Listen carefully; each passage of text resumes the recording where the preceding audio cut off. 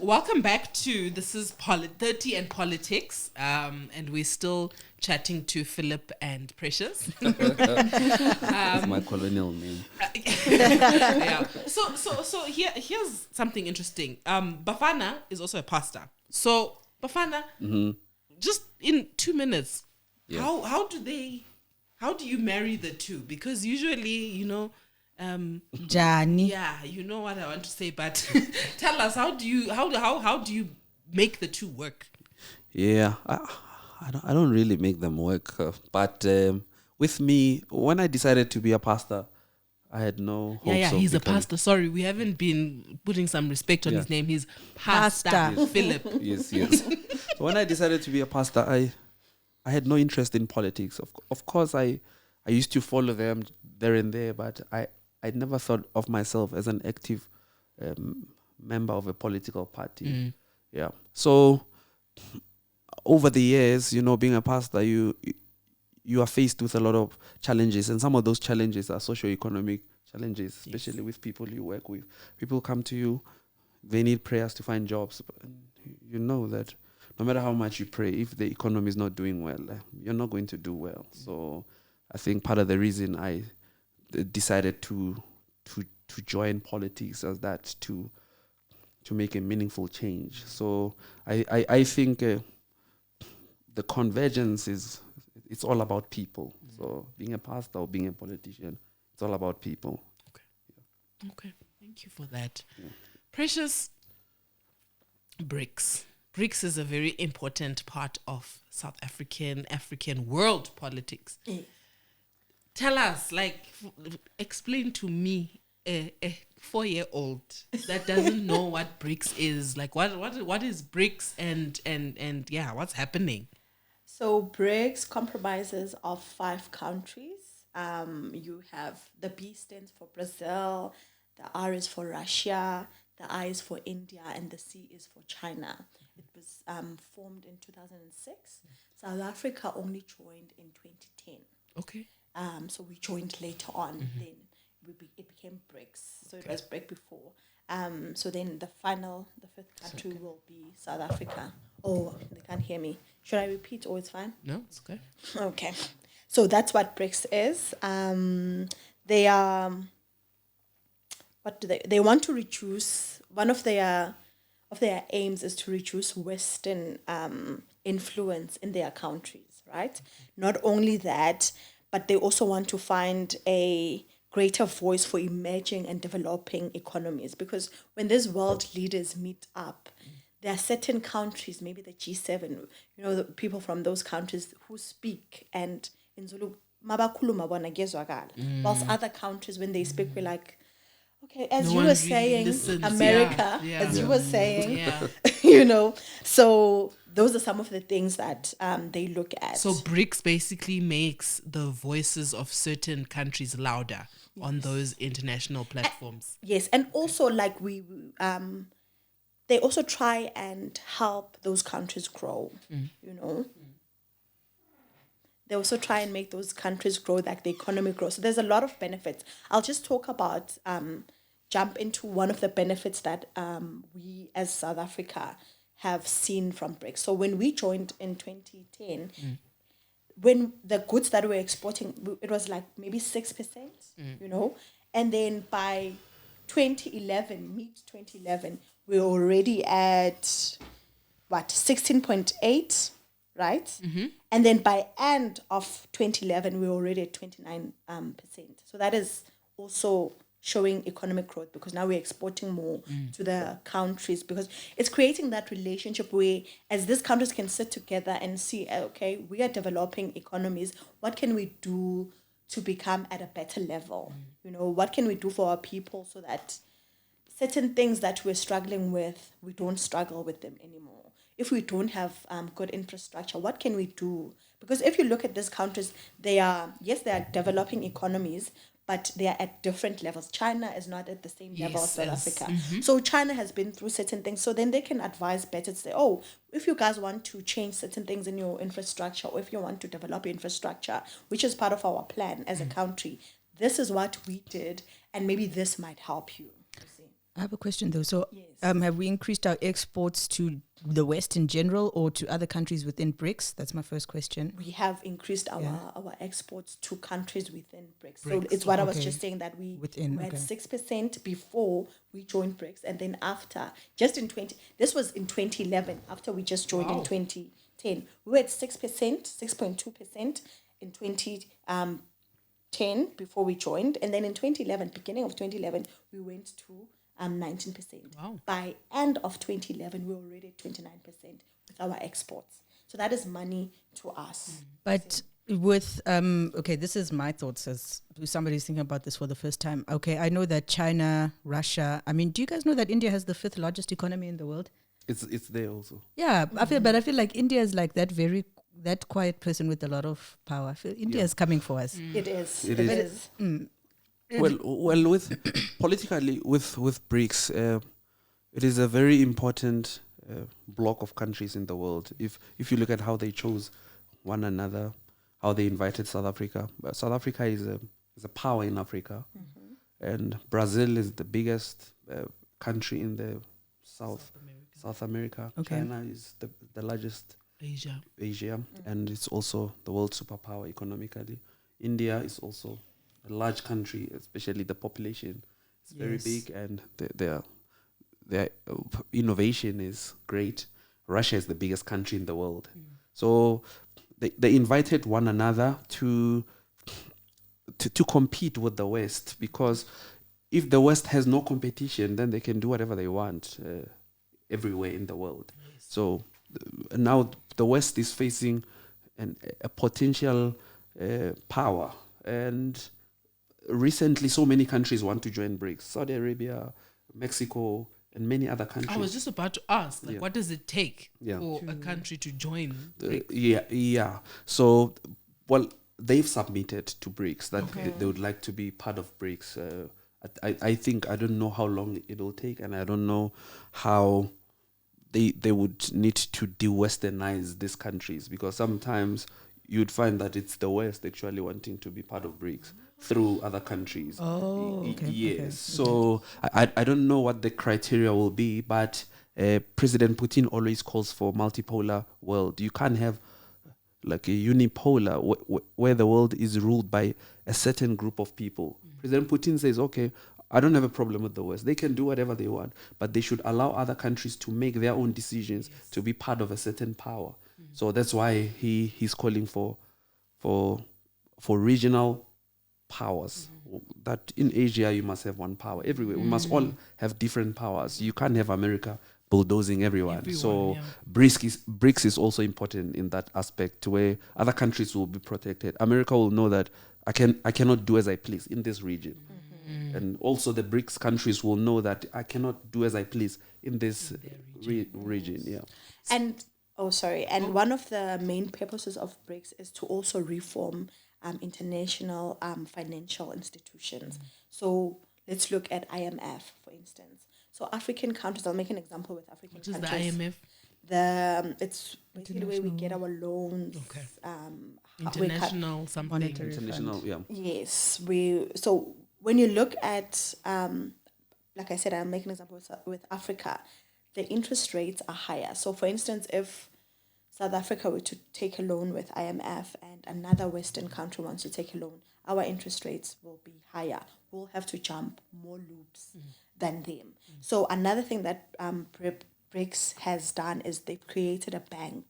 So something that is similar to IMF that will help developing countries with less interest Or no interest. Yes, some of them won't have any interest, because the plan with BRICS is to just help each other develop, help each other come out of poverty, So that is something that is very important, and it's helping a lot of countries that are part. Oh, also to answer your question about the BRICS, so now in August, there's going to be a BRICS summit here in South Africa. It will be hosted by us. And some of those countries who have submitted the applications to join BRICS, then they will be announced to say that these are the ones that we have accepted. Saudi's in, guys. I Saudi hope, better be in. I hope Saudi is in. Because if Saudi is money. in, it will give BRICS even more power. Yes. You know, and also if you're looking at Saudi, recently they said that they won't be just selling their oil using dollars, and that's something that is very, very big because when you're trading when you're looking at oil, it's always been dollars. You know, the dollar has always been, not always been backed up. At some point, it was backed up by gold. Then a little bit it was backed up by the oil. So now, if they are saying that we won't have to trade using the dollar for oil, that's something that is major, right? So now, something that has been on the news recently, the West said that if Putin comes to the country, they will arrest him. We, South Africa, will have to arrest him. I was just about to ask, so guys, are we arresting Putin? Because South Africa... So conflicting. South Africa is part of the International Criminal Court. So they said that because South Africa is part of the International Criminal Court, they will have to arrest Putin. So what then South Africa said... First, there were talks that South Africa wants to withdraw from the International Criminal Court. And then later on... They withdrew for 24 hours. Yes, and then Cupcakes was like, oh no, we didn't say that, you misheard us. That's Cupcakes for you. And then afterwards, recently, South Africa then said, no, they are giving diplomatic immunity to everyone who's coming to the summit. So then now another problem another problem with the International Criminal Court, why certain countries want to withdraw from it, is that since its formation, the leaders that they go after are mostly African leaders. So we have other criminal or war crimes that have happened. For instance, I'll make the one about Iraq, when the West said that they saw the weapons of mass destruction right there. But there were actually no weapons of mass destruction. They just wanted the oil. They wanted to destabilize that country. And those people have not been to ICC. They've not been to ICC. America, they didn't sign, so they're not part of ICC. But they're forcing everyone else to sign, but they are not part of it. So their leaders are protected. Okay. So that's the problem. That's why so many countries are trying to move out or withdraw from the ICC, because it does not benefit us. It's clear that the only people that they go after is people that are against what the West wants.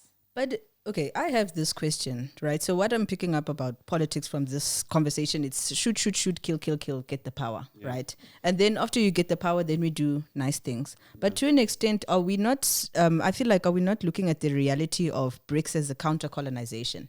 I think Russia will be nice to you until they're done. You know, like your enemy's enemy is your friend. Okay. So are we sure like that's not what's happening here? And that when they're done, China and Russia will be like, okay, now let's deal with each other. Like, who's number one? Yeah. And with that is also, I mean, the reality that China is a big colonizer, especially in Africa. Yeah. So yeah. Yeah, that's a good one. But no one can ever outplay the West in terms of cruelty and colonization. Yes. Like for an example, China comes to Africa. Of course, China is hungry for raw materials. They have a large population, and they need to sponsor their economic project at home and also globally. And Africa is the only place where raw material is found. So China came up with a lot of plans, of course, that benefit China. But if you have a good leader, you have to, in Africa, you have to really put your people in a place where they'll benefit every time you participate in this global politics. For an example, China does not have raw material. They don't have mines and stuff. But China took their people to school. They have a skill. Everywhere they go, they have a skill. Okay. So they bring the skill to you, because also our population is growing, our needs are growing. We need bridges, we need buildings, we need airports, we need ports. So China says, okay, we'll build this for you, and you give us this, because we don't have the actual money. It does not help as Africans if you have a mine and you can't do anything. You don't have enough tools to dig whatever you need from under the ground. But China has that. So obviously, China will not participate in an economic project that does not benefit China. Yes. But you must also have leaders also to compete with China, especially at that level. Like Ramaphosa cannot just open borders and say, China, you can take whatever you want to take. Ramaphosa has to put something on the table. Look, we are struggling with unemployment. We are struggling with this. We are struggling with this. So if you are going to do this, we also want you to do this for us. So we have to broker at that level. Obviously, I really don't think China wants to come here and bomb us like how America bombed the world in 1945. And I don't think China will ever come here and impose their culture on us without us actually saying, okay, bring it. I mean, we go and study Mandarin, we do all sorts of things, but nothing is forced on us.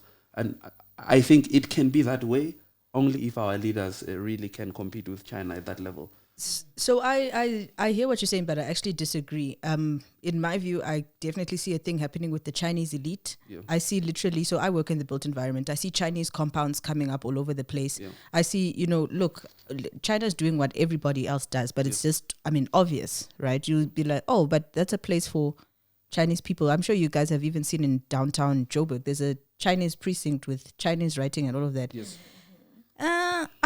I get what you're doing, but this is still Africa. There's not a Xhosa compound. You know what I mean? And also because of our our whole thing with like Group Areas Act, and it's problematic. Yeah. But also the whole thing about the elitism, right? You'll just notice. It's a bit of a general comment, but you will get this treatment like, I've come for the resources. I'm not trying to engage you. Yeah. Pretty much like how the colonizers did. And you were even talking about climate change earlier. So if you drive through Zimbabwe, if you look at the landscape, you will go through, I'm talking hundreds of kilometers where they have mined and literally just left it. Yeah. That's a big problem. Yeah. Especially in Zim, it's a very beautiful country, Njani, guys. And so I feel like if we're going to do this, are we brokering? Or are we just... Bafana It goes said, back to Bafana's point. your leadership needs to be on a leadership. certain level, because I think you're right. That's a leadership issue. a Like problem. when you let them in, you give them rules. If you're going to mine, give our people jobs. When you're done, fix This is it, what you need to close do. You it, have to. make it beautiful again. Yeah. And I feel like at the leadership level, they're just not doing that, Right. and that's why things are the way they are. Precious was telling us that she visited Zambia, and the airport is written in English and Chinese. Yes. That's low key colonization. Yes, when I was there in Zambia, one of the locals told me that they had to. So the Chinese, they work and they don't mind doing any work. Apparently, there was a point where they were selling mealie meal at the street, so the government had to say no. Chinese were selling meal to Zambians. Yes. Wow. The Mealie government meal from where? From Zambia. From Zambia. They The produce government had to come to a point to say, guys, no. Money. Maybe come with the infrastructure. Can you just give the locals a chance chance. on this? So that's what Bafana's point to say. Our leaders Protect they your people. need to stand up for us to say that if you are coming, because even another example with Zambia, a lot of the big infrastructure that was happening there, when you see who's building this mall, Chinese. it's a Chinese company. So then they have to come up with rules that, okay, if you are building this, 80% of the people who are working here need to be our people. Maybe you can come up with, I don't know, what engineers that we don't have, but 80%. So that what that does is also it's creating jobs in the country. So our leaders need to stand up for us. Even the problem, standards, like the standard of the buildings and stuff need to be at a certain level, because no shade to the Chinese, but some of the things that they build. Yes. I mean, they don't really care about. Nobody cares about a foreign country. So Right. your leaders need to enforce some Yes. rules That's the- on whatever you do. And sadly, 100% our agree. leaders, they fail us when it comes to this. Because so many issues where you have seen this, even some of the way they treat the workers, Yeah. That's the horrible. sign, yes. it's horrible. So then that's when the government needs to say that, here, we don't do that. Yeah, you treat people this way. Yeah. This is what our minimum wage Yes. is. These are the working hours. We don't do that thing of working the whole night. Yeah. That's overtime. They need to be paid for Yes. that. For that. You know. Yes. So Yes. our leaders, they need to be clear rules as to this is how we do this and this is how we do that. I'm just imagining that conversation about we don't want people working the whole night, they'll be like, you don't want development. Because in our home country, we can do No, that. we can work the whole night, but pay. pay us. You need to pay people. them. Yeah, that's true. There's a though. lot of people who are working in mines. People work the whole night, but they are paid for that. So Okay. pay the people who are And working. treat them well. Yes, Yeah. you Yeah. can't be weeping people because they didn't do. There was cases of like some Chinese in some African country of beating up the people because of something. We don't. It's do not that. on. Yeah. What do you think of Kagame as a president of Rwanda? Rwanda is one of those countries that are, you know, Tricky? like we look at them and things are doing well. Philip is laughing. I think the media loves Rwanda. Yes, for they do. obvious reasons. I think Kagame is a darling of the West, and yeah, I think so. I've never been to Rwanda, but I know that the media can really polish Play you it up, up. Yeah. and yeah, because there is no way that Rwanda will rise above all countries in Africa. It's impossible. What makes you say that? Because of how the economy is in Africa, how Africa needs to rise as a collective. You can't have Yes, one you can't country have one country. rising above all other countries. How do they do their economy? I mean, and I've never heard anything like people from Rwanda get paid more than everyone else. So there is no way, there is no balance between what the media is saying about Rwanda and where we are as Africa. So Kagame is just a darling of the media. I think so. You need to be somebody's darling in order to make it in this business. So I've been to Rwanda Yeah. and it's a beautiful country. No, of Let me just leave it there. No, please say more. No, it's a beautiful country. I just wanted to comment on like what happened the day we landed. The day we landed, Is it the was- same as on TV? it is. Okay. The day we landed in Rwanda, it was a Saturday, and the guy who was picking us up was like, "Guys, hurry!" It was early, I think before 8. He says, "Hurry, let's get into the car and let's get home quickly because from 9 o'clock everybody must be off the streets because unless you're cleaning." Okay. So apparently, I don't know if it's once a month or something, but something happens on a Saturday, or I don't even know what day it was, where everybody, if you're going to be on the streets, you're cleaning up. If you're not cleaning up, stay in your house. So I think that's how they achieve, like, I think The we've seen it on the media, rules, clean- yeah. the cleanest Yeah. country in Africa or something like that. But people are doing, I don't know, people are doing it because they're scared or something. Yeah, there's like yeah. an element of fear, but I don't know. I thought it was really cool though, but I was like, I don't know. I feel with politics, there's this whole like discussion about power, and almost I want to come to the discussion of the IMF and all of that because it's like the trade-offs. So I'm going to share. I've been to Cuba. That's not something you talk about. You know, you can't even get stamped in your passport if you go to Cuba because you'll get your visas denied for other countries. Wow. Yeah. So I hope Know that. crossing Embargo, fingers. yeah. Yeah, but Yeah. so I've been to Cuba and it felt a bit like a Zim experience. How do I put it? They had good natural food, but very limited, obviously because of the sanctions and all of that. But you know, I'm very simplistic. I'm just like a place under the sun, a piece of land and good food, and you're happy, right? And then you have all of these like.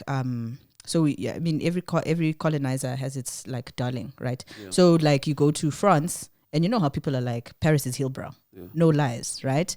And, you know, like talking about these like trade-offs. Because how does it work? Do French colonized countries get to go to Paris visa-free? They do, ne? Like the Senegal and the Congo. There must be a reason why.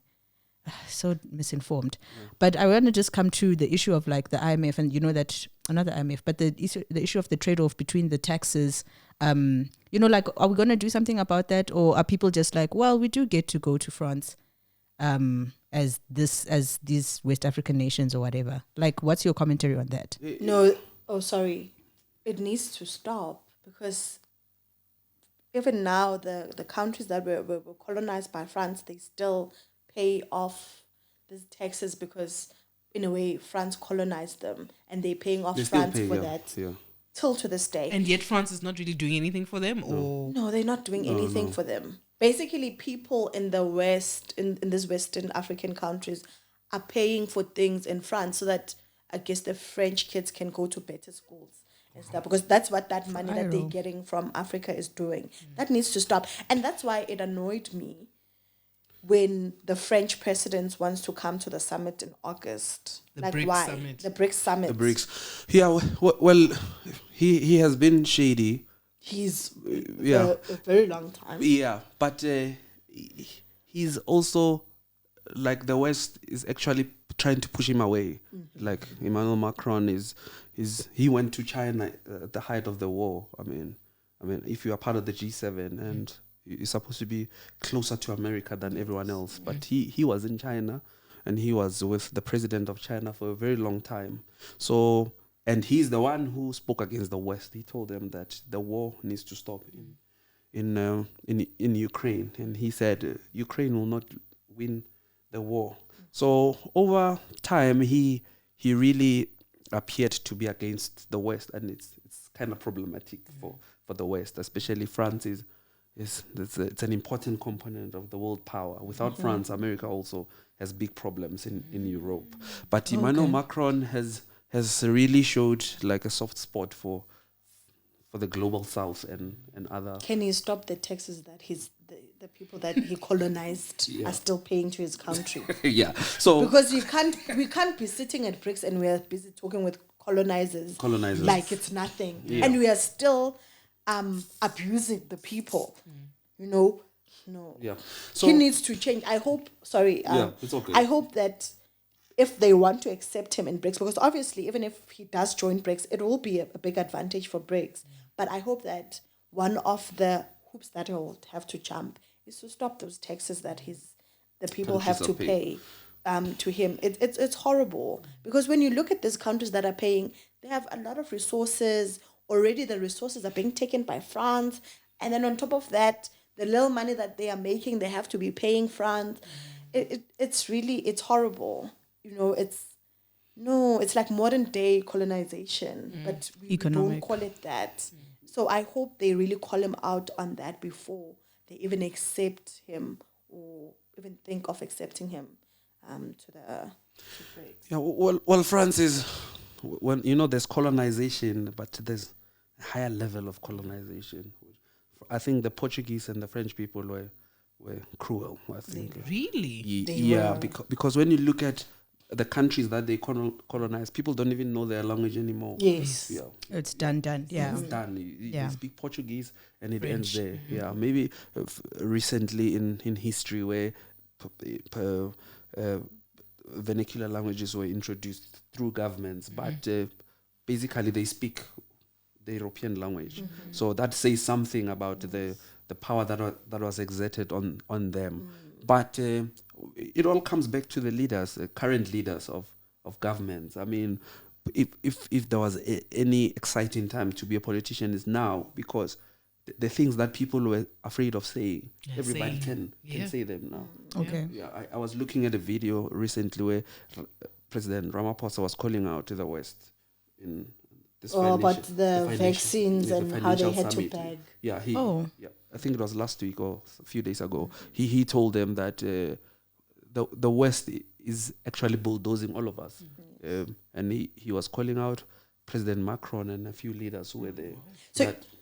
So, to add again, in this present day, we are still calling out the French president, but he wants to join BRICS. Oh, in this present day, we're not talking about many years ago. Now, Macron again, it's you. Disappoint me again, Mapena, please. Yeah. So you the leaders really need to stand for their people, and for the first time, we know that countries can survive sanctions. For many years, people are afraid of saying things because they're afraid of sanctions, looking at what they've done to Zimbabwe. But, Russia is surviving, and BRICS is coming to the center, and America said we're not going to buy corn from South Africa. China said we'll buy all of it. Wow. So you have those movements, global powers coming to help these countries, especially if they want to suffocate you. And so if there's any time for leaders to stand up for their people, I think this is the right time. If you miss the opportunity to put your country in the global stage now, I don't think you'll ever rise again. I don't think so. And the West, they always threaten with sanctions. They threatened us recently when we said that we won't arrest Putin. And then Stanley came up and said, no, if we don't do this, we'll get sanctions. If we leave ICC, we're going to lose 600 billion. And they projected the years and all of that. So they are very, like like Bafana just said, they've always been bulldozers. They've always been the bully. And what annoys me with them is then they like acting holy, like they're doing certain things to help people, whilst they are the ones who started that war. Then they come in to pretend to fix it. To fix it when actually... Yeah. Well, without even sounding like we are anti-West or something, I cannot be oblivious to the fact that the West, like, they've done pretty good things for their countries, regardless of how they did it. But there were leaders who stood up and said, and looked after their people. We need to do this for our people. When they went to other countries to take some things, their countries benefited. Yes, definitely. So I think, without being too extreme, African countries should adopt the same attitude. Whenever you do something, do it for your people. Yes. When America takes oil from Iraq, it benefits their economy and stuff. We'll talk about the ethics of yes. Not only that, they take American businesses to go and dig. They take infrastructure, machines that have been created by Americans to go and do that job there. So, yeah, you have to admire the West. I do. That's I read a lot of Western politics and how they did it. They were really smart about it. They did it for their people. But if you come to South Africa or Africa, you find billionaires who have nothing to do with people. Yes, they're doing it for themselves. Who are not even connected to their governments. So it won't work. No matter how smart you are as a people or as a country, if you don't do it for your people, you will not rise above your people. That's so true. To bring it home a little bit, we have elections coming up soon, right? And I don't know, I'm embarrassed to say this, but I'm going to say it because I know there are a lot of me's out there. I haven't voted ever in my life. I'm a 30-something now, and I've never voted. Bombastic side. You guys, criminal offenses. you guys as our 30-something-year-old politicians or whatever, what message do you have for someone like me? With elections coming up, what message do you have for someone like me that will say, do something? Because I know, I've registered voting this time. That's a good sign. I know there are a lot of people like me that are just like, what's the point? Oh, the point, guys, it's so important for us to vote. I won't even talk about how we fought for Black people to vote in this country. I won't even go there. I'll just talk about how when you vote, because sometimes I say to my friends who don't vote that don't complain about certain things if you don't vote. Because if you vote, then whatever party, let's say the ruling party, and you don't agree with certain things that they're doing, when you vote, you are saying something so that you're giving the next party a chance, you see. So it's very important for us to vote. It's very... Yeah, guys, let's just stand up. And now it's so easy to register to vote. It's not like you have to go to a school like back then and put in your name. You can do it on your phone at the comfort of your house. Like, it's snacks lento yen you can vote. It's snacks, guys. I think young, especially young people, should vote. But some of them have good reasons because no change is coming. But I think if everybody votes, it'll be a big step to see that actually I have a voice, and I won't tell people who to vote for. I have my own party, and people have their own parties, and maybe this is a step that we should have taken a long time ago. That everybody votes. Maybe something happened. Yeah, that's fine. So I think if we had started voting a long time ago, we would be talking about different things now. Yeah. Where things like who's doing business and why should this group of people own everything. We'll never be able to address the economic problem if we don't address the problem of power, because it takes a certain majority to enforce a certain rules in the country. It takes a certain political participation to be able to talk. I mean, in Russia, you can't you can't be like what Bidvest is in South Africa, where you take all the business. Yeah. Because people are politically conscientized. They know that if this happens, this is what we will do. If this happens, this is what we'll do. But if we don't participate in politics, really, like, there's nothing much we can do. Guys, please call us again so that we can tackle the issue of Bidvest.